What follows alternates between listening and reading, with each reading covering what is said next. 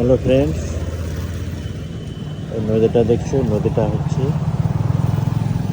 ঘাটালের শিলাবতী নদী।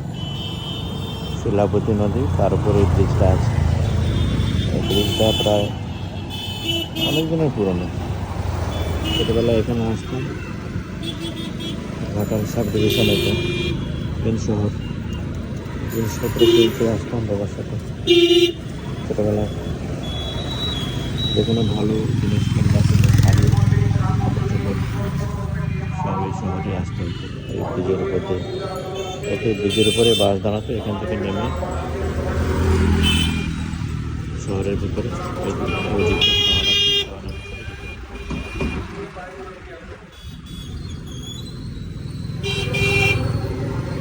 অনেকদিন পর এই ব্রিজটা এলাম, নস্টালজিক হয়ে গেল। ব্রিজটা এখনো পুরনোই আছে, রাস্তাঘাট দুদিকে অনেক হয়েছে, কিন্তু পুরোনো ব্রিজটাই রেখে দিয়েছে, নতুন ব্রিজ বানায়নি।